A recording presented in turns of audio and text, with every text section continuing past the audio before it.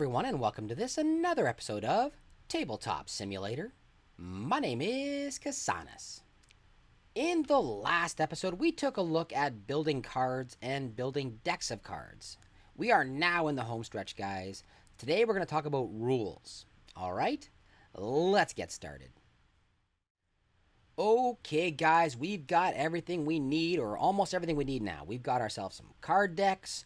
We've got ourselves our player stuff over here inside our little bag. We've got ourselves our figurines. We got our board. We got our table. We're looking pretty good. There's a couple more things we're going to need. I'll just add it really quick here. I'm going to go to Objects. I definitely need a die for this game. So I'm going to go into our dice, and I'm just going to add some plastic dice. They look great. I think I'm going to add a blue die because I don't have anything blue on the screen. I'm going to add a blue die right there. Let's close this off and let's make it bigger. So I'm just going to plus size it. Plus size my die. There we go. Nice and big. Got myself a 6-sided die. Now, technically, I've got everything I need to play this game. My player should be able to head on in here and play this game. But they have no idea how to do so, right? They have no idea what the rules of this particular game are. Now, you've got a couple of options when it comes to adding the rules to your game. In fact, if you wanted to, you could simply make a custom card. If you've only got a couple of rules to your game, maybe you want to add a custom card. Just add a card in here and bang, you're done. Awesome.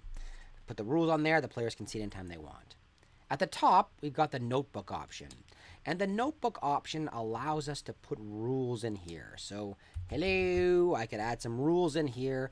All the rules will be added. And I don't like that it turns gray afterwards. But all the rules can be added. You've got all these sections to add different things if you really want to.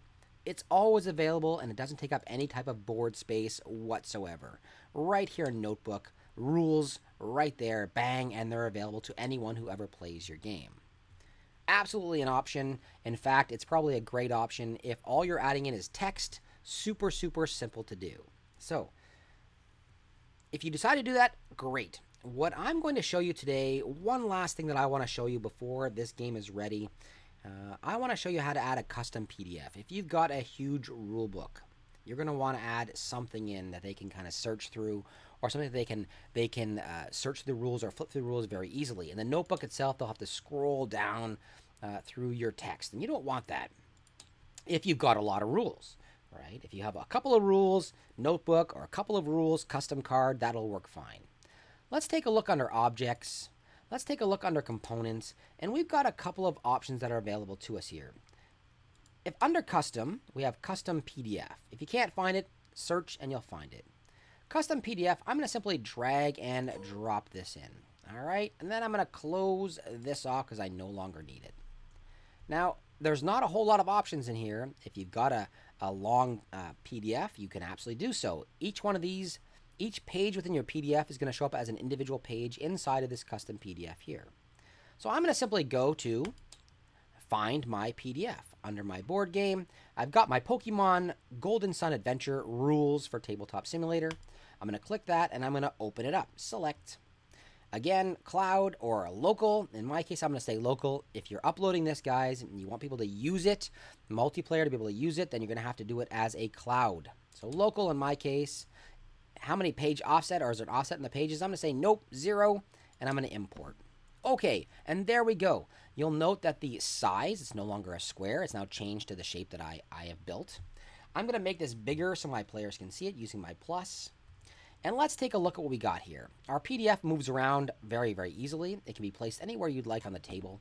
It comes with a little tiny arrow right here, and that arrow allows you to flip through pages. So I can go ahead and flip through pages very easily.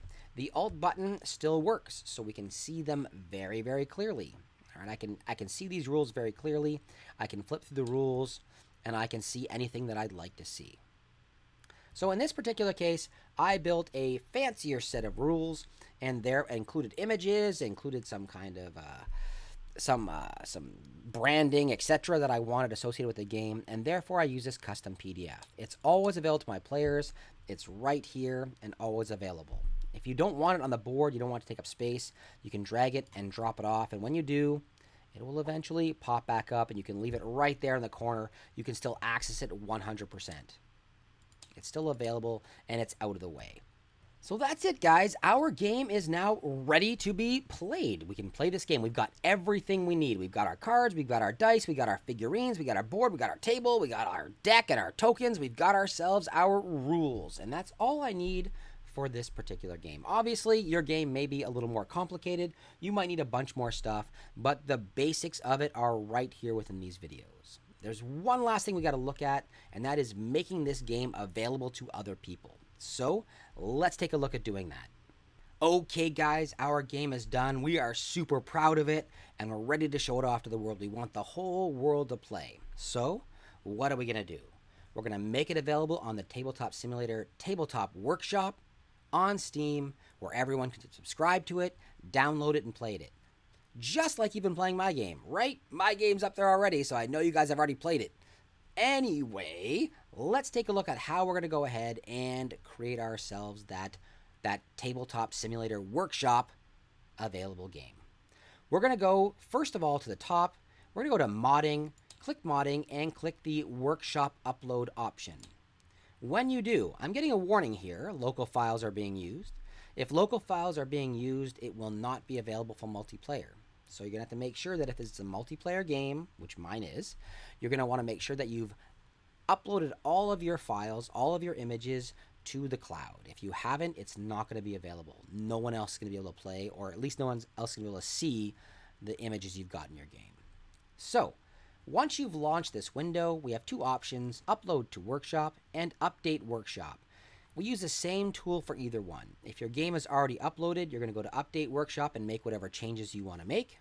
If you're going to go to, if you're uploading for the first time, you're going to go to Upload Workshop and you're going to fill in all of the stuff here.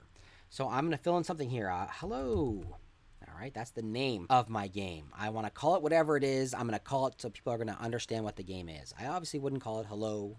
I'd call it something awesome like Pokemon Super Best Game Ever, or whatever I'm going to call it. I'm going to do so there. Afterwards, I'm going to go and fill in my workshop description. Give people as much information as you possibly can. I don't know if you have to put the entire rule set in here, but at least let them know exactly what your game is. You want to make sure they understand what they're downloading and what they're subscribing to. Add in a workshop thumbnail. The workshop thumbnail is going to be the image that shows on the workshop, as the name implies. So let's say I pick something. I'll just pick this badge for now. It doesn't really matter because I'm not actually going to go through this. Make sure it's in the cloud. I'm going to do it local for now. Afterwards, guys, in the options and info, there is a ton of stuff to fill in. First of all, what is the name of your game? All right, you're going to give it a name, an appropriate name. What type of game is it? Well, or what is it actually? Because it can be many different things. Is it game? Is it objects, maps, etc.? In my case, it's a game. Complexity, how complex it is. It's a pretty low complexity game. Playing time, how long does it take? I believe this is in minutes. I'll put it at 30. Number of players, I can have up to 4, so I'm going to put it at 4. Beep, right there. 0 to 4. Well, 0 can't play. 1 to 4. All right. Add in some tags so people can actually find your game. You can go through and you can pick the ones you want. This is not a war game, so I'd remove it or I'd turn it on, depending on what I was doing, right? This, for example, is a board game. It is a card game. It is a not mature. Let's say that's it. You don't want to add everything in here because once again, you're going to want to make sure that the people who are subscribing to your game are able to understand exactly what it is. Okay. Once it's all been filled out, you can fill in anything you want here as far as your tags. You can close it off and keep going. All right. So once it's all done, when I click anything in here, it's going to actually take me to the next section. All right, which is the upload section. The upload section, once you're done, is going to take a few seconds actually to upload, and you'll get a pop-up window. That pop-up window will give you a verification that your game has indeed uploaded to the workshop, and it's going to give you a workshop ID. And that workshop ID is important because you're going to use that later on when you are updating your game. If you're making any changes in the update workshop section, it's going to ask you for your workshop ID. So make sure you take note of exactly what your workshop ID is. All right, guys, let's take a look at what happens on Steam once this process is done. All right, guys, here we are inside of Steam. I've got my workshop tab open. I can see your workshop files right here, and you can take a look at the workshop files that you've actually posted. So files you've posted. When you do so, it's going to take you to your screen where you've posted your items. And here is my particular game. This is Pokemon Golden Sun Adventure. Awesome. It's available to us. Now, If we take a look along the side, or sorry, if I click on it, so double click, it's going to bring up this brand new window. Inside of this brand new window is all the information that you've uploaded. All right. Previously, I said it was a game, board game, family game, thematic themes, thematic games, low complexity, 4 players, 30 minutes to play. It's cards, and it's got Pokemon. It's one of my additional tags that I created for it. What you can actually do is you can go in here, and you're going to have to do this because right now your game is not going to be visible. Once you've originally uploaded it, it's going to be invisible to everyone. It's going to be hidden. And you want to make sure that it's not hidden. Once you are happy, you've gone through and you've edited things like your title and added different things and ensured that it's exactly the way you like it, you can go down to change visibility. When you first come in here, it's going to be hidden. This option right here, it's going to be hidden. And it's not going to be seen. Once you're ready to make it public, click on that public button. And afterwards, guys, everything is going to be available to you. Pretty awesome. This will now be available for everyone to see. Everyone's going to be able to play this game, which is pretty cool. Somewhere right here at the top is your item stats. It's going to tell you who's played what. So in the last 23 days, I've had 36 unique visitors, 6 subscribers. It tells you any information that you might want to know about this game. That's pretty fun. I'm glad that people are actually playing this. 36 of you. Thank you. Thank you for playing my game, 36 of you out there. Awesome. Anyway, guys, that's it. Your game is up here, and it's ready to go. I really hope you guys enjoyed that. I really hope you did. If you did, let me know down below. That's the end of this particular series. We're not going to take it any further. I think you can now go ahead and start building your own games. And even if you don't build your own games, you should be playing these games. There's a lot of really fun board games out there. And right now, during COVID, this is an excellent way to keep in touch with your gaming pals. All right, guys, so I really hope you enjoyed that. Like I said, it's a great way to keep in touch with people. Do so. Reach out to your friends. Tell them to buy Tabletop Simulator. Purchase it. I don't get any money, guys. This is not a pitch for me to earn money or anything like that. It's just a way of keeping in contact. And right now, I think it's really important. Right now, we need that social contact. It's really super important. This isolation has been hard on a lot of people. I've noticed changes in friends' behaviors. I've noticed changes in my children's behavior.